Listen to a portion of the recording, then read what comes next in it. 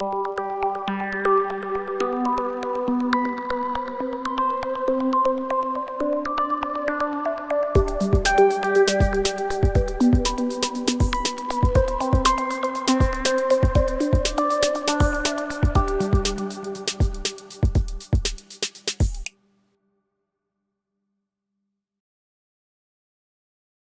name is Barbara Ennis. I'm from Indiana, as you can see.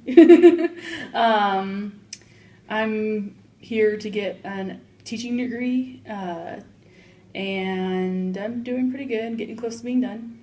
I like art and crafts and stuff like that. That's actually how I met my boyfriend, who's sadly back in Indiana, but we're doing pretty good on the long distance relationship thing.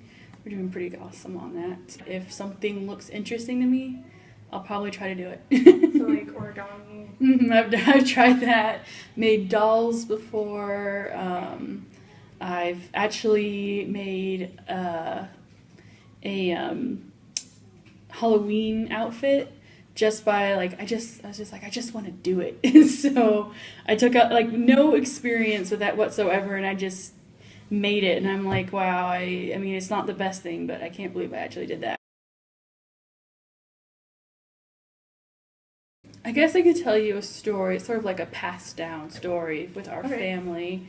When my dad was a little boy, and he had, in his family, they lived in Michigan, and he took us to where one of the houses he grew up in, and it was this tiny little shack in this middle of the woods. And the kitchen was actually not even part of the house. It was in an even smaller shack right next to it. They all had jobs during the summer and winter and all that kind of stuff. Well, it was the fall season, and it was his job to gather wood.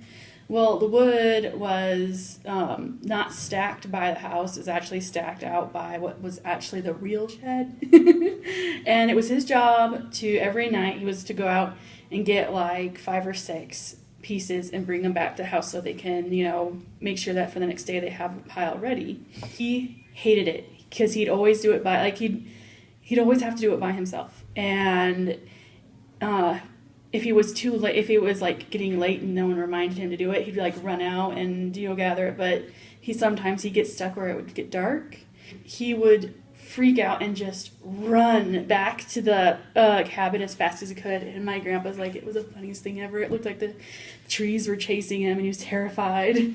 So my grandpa came up with this creature called the Kimberlings. And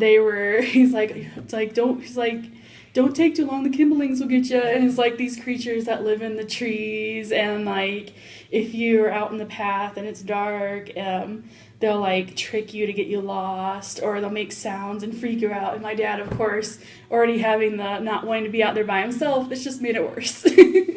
When we got older, he would tell us stories. So it's our own personal horror monsters, the Kimberlings that live in the trees.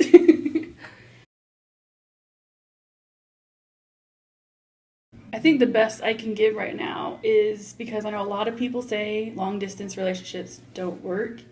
And it's just from having a relationship for over a year that's been long distance, mainly because we're 2 different schools, I think the best advice I could give you is to be patient. Don't be afraid to fight, because it's good to fight sometimes.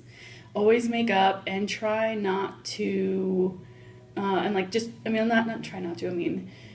try everything you can to keep in contact with that person, because if you find yourself not contacting them on a daily basis, you just drift apart. It's like praying. You have to do it every day, or you're going to lose that communication. Same thing. You got to talk to this person every day, or you're going to lose communication.